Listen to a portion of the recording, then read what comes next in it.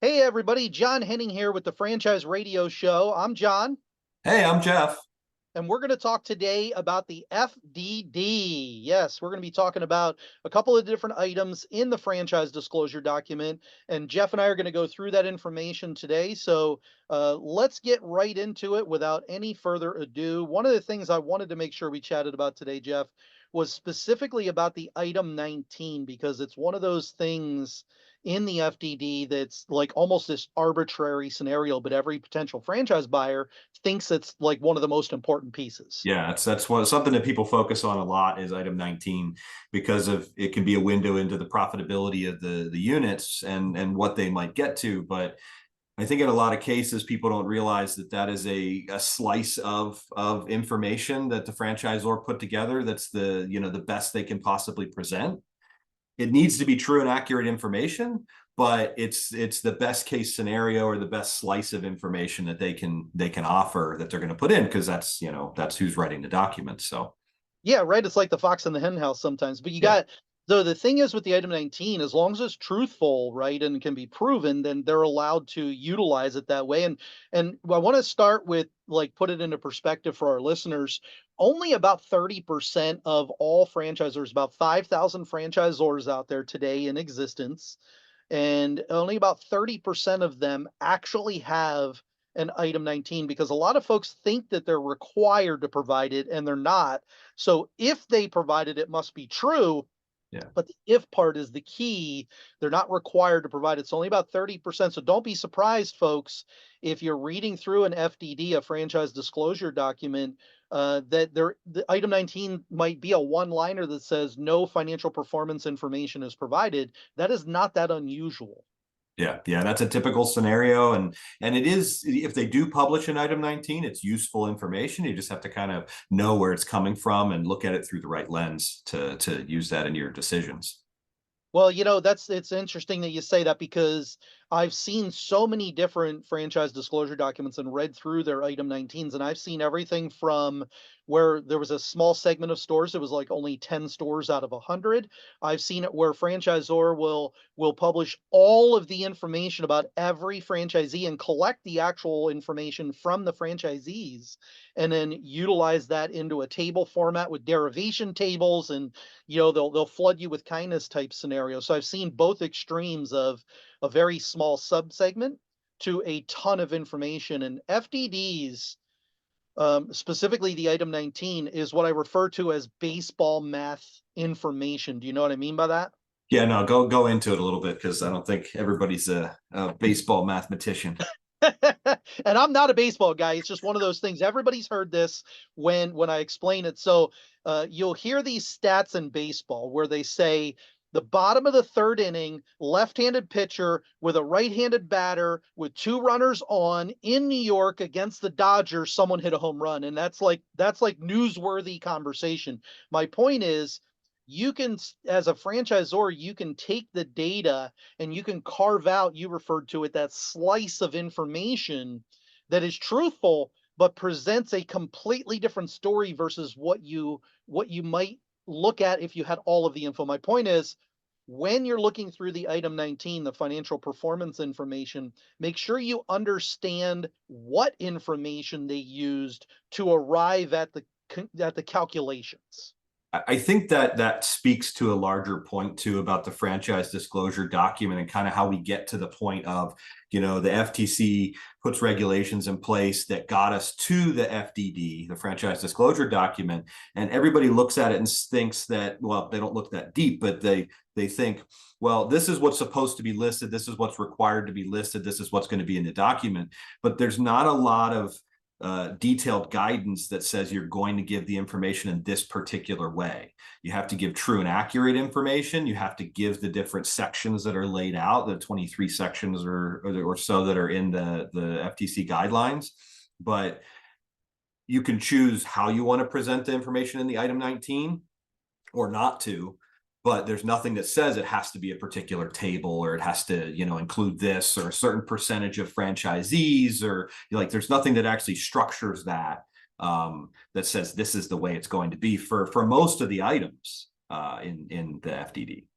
Yeah, back in 2007, I think it was when the FTC made the change. It used to be the Uniform Franchise Offering Circular, the UFOC was what we Yep. used to call it, if you remember those days. And I then think they it was made, proposed in 2007 and it went into effect in 2008, I think is when the yeah, that's what it restrictions was. happened. Yep. So Yep. And they've only done, and that was the first update that they really did since, the the 80s or 70s or 80s, yeah.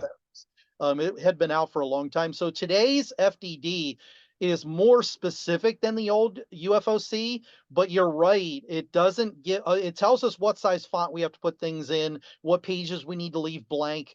But the item 19, it doesn't say franchisor must include this, this, this, and this. It's not, there's no uniform standard in the requirements of providing that information other than it must be truthful, Yeah. right? It needs to be clear how you calculated it.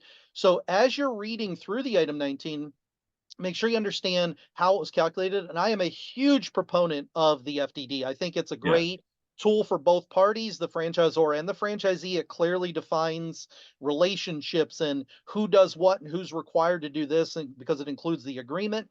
And it's something that I highly recommend to most folks to read through at Yeah. least a couple of times as they're researching. But the item 19 is something that oftentimes they will, instantly go to, they'll turn to that page and read Yep. that first, And right? I think another popular misconception or maybe wrong conclusion that a lot of prospective franchise owners get kind of trapped into when they're looking at it, like you had said, only about 30% of franchisors disclose an item 19, disclose financial data.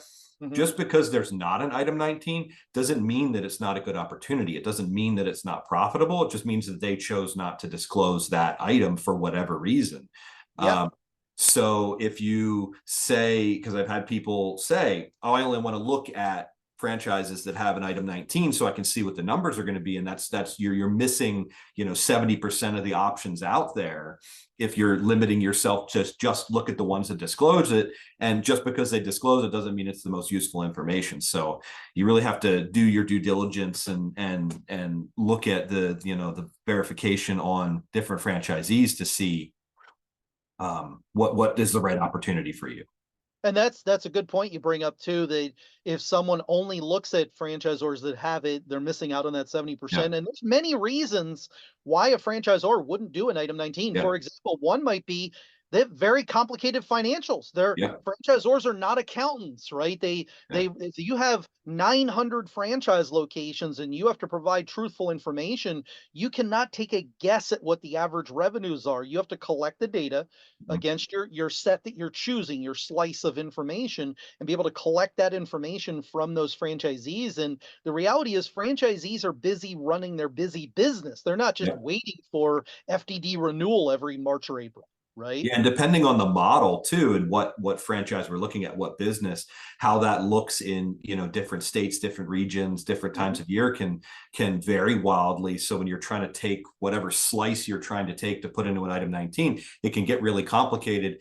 And if it's overly complicated, then a lot of people aren't going to understand it or aren't going to interpret it correctly or the way they intended it to be interpreted. So sometimes they just make that choice that we're just not going to publish this. And then as you're going through that process and doing your due diligence on that franchise, you can kind of unpack that a little bit, but it's not something that's going to be, hard disclosed.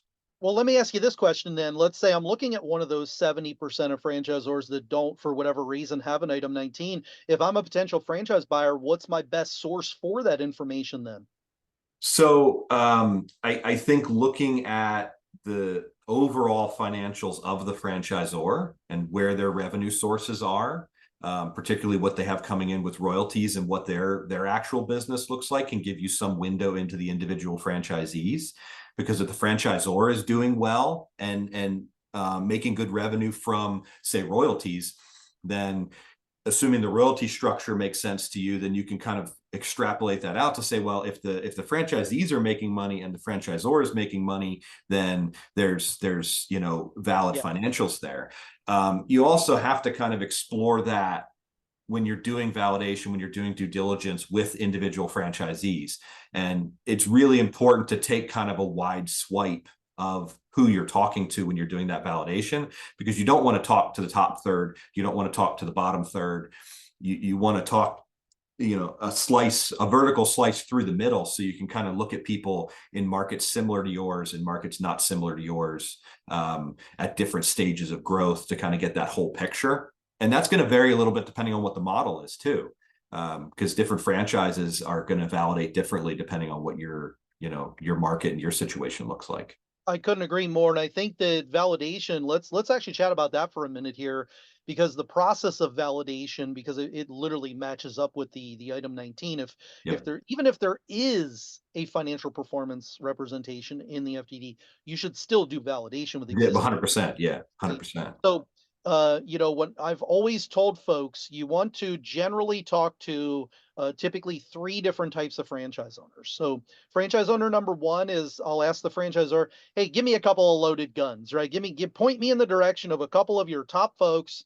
Let me get on the phone, talk with two or three of them. So now I've got an idea of what it takes to be the top folks. Yep. And then just randomly, I'll call a few folks. Okay, and Yep. right there, the whole list is in there. It's Yep. in the item 20. Says here's a list of all of our outlets, right? And then, or there's an exhibit, and here's all the franchisees that are in the system. So I call a few random folks, and then during the random calls, I'll tell people, if you don't hear someone that's not in the top half, like if you randomly call folks and everybody's still a performer, then ask the franchisor, "Hey, give me a couple of folks that maybe aren't performing to where they need to be." And I think if you take a good look at it that way Hmm. versus just randomly calling everybody, I want to know who I'm being compared to.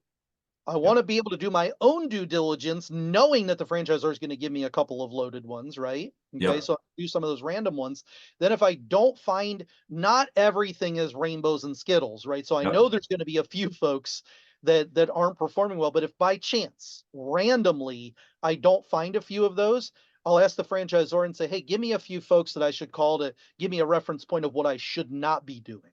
Yeah, Right? right. Yeah, it's important. And I think, like, I'm a data guy and I kind of keep records of all that kind of stuff as I go through it and all the different franchises I've been involved in over the years.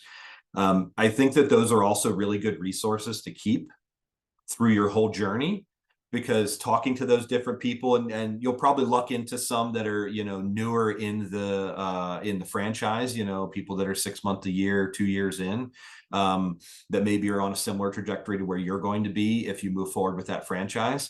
I think keeping those connections and circling back with people that, hey, I talked to you, 6 months, a year ago when I was doing my validation, and now I'm a franchisee, and working through it, and keeping those as contacts for what they're doing right, what they're seeing, Yep. things that they've found that work. I think that's part of building that network, that business network, and that's one of the big benefits of being in a franchise as opposed to just opening your own independent whatever. Leveraging the experience and the systems of the franchisor, but also leveraging that knowledge pool and that knowledge base of the franchisees, the other franchisees, because for the most part, they're you. Yeah. And, they're just you a little bit in the future. So, trying to save whatever pitfalls, and the world moves fast today. So, trying to save from whatever pitfalls they found, or finding what they found to be working in their markets and trying to apply that to your market. I think keeping that network is really important. And that starts at that beginning with the validation to keep those contacts. There's another component to that too. When folks are exploring a franchise, and I know that I've run into this many, many times at various franchisors, we often, as a franchise developer, we might assume that someone's just looking at us, but we know for sure that they're comparing other franchises, right? Other Yep. franchisors. So if I'm a potential franchise buyer and I'm talking to franchisees, or I'm reviewing the item 19, or I'm talking to the franchise developer, I highly recommend document, like, keeping notes of everything, because here's what will happen. If I'm a franchise buyer and I'm talking to three competing or non-competing franchises, doesn't matter. Oftentimes I'll think, "Oh, they told me the royalty was this, but I'm confused with franchisor one. I think it's 6% when really it's 7%. I factor that into my pro forma. Now my numbers are wrong." So I like your idea of keeping it for the future, but there's an application for doing Yeah. it in real time. 100%. Yeah. when I'm doing my due diligence of keeping that information so it's just lined up. Now I know that if I'm doing validation or reviewed an item 19 from three different franchisors, I've done this, this, and this. I've got my Yep. little checklist. I know Yep. that I need to do that across all three brands. And Yep. then I like educating folks so that they can make an informed decision Yep. versus a random decision. Of course, we're always going to use emotion in it, but Yeah. if I only make an emotional decision on which one I think I like versus a data driven, intentional, informed decision, right? And we're probably biased because we're in the franchise world, but I think developing a system and following it to get you Yep. to a good outcome, get you to a better outcome, right? So if you are going to be comparing three or four, whatever, however many different franchise opportunities you're looking at, um, comparing the apples to apples on the same metrics, asking the same things, putting the same data together, because emotion's always part of it, because you have to be in something that you will enjoy, but you also have to make sure you're looking at the numbers and the business pieces of it, so that it's not purely an emotional decision, whether that's you or somebody else in your circle that's helping you make the decision. Because you can't just use emotion. It's part of it because you got to like what you do, but you have to look at, well, am I pushing towards this franchise because the data tells me I should go this way?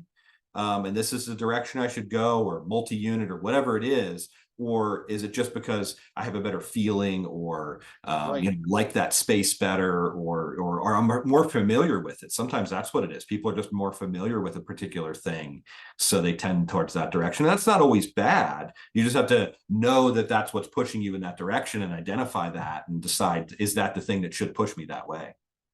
I want to switch gears here for a minute. I want to talk about a topic that comes up oftentimes when I'm talking with potential franchise buyers, and that is the mutual discovery process, right? Where potential franchise buyers come into the conversation many times, not everyone, but many times they assume that they're buying a franchise. And I want to chat just real briefly here as we finish up on this segment about the mutual process. And so, what I mean by that, right, Mhm. is that it isn't just the franchise buyer looking at the franchisor today.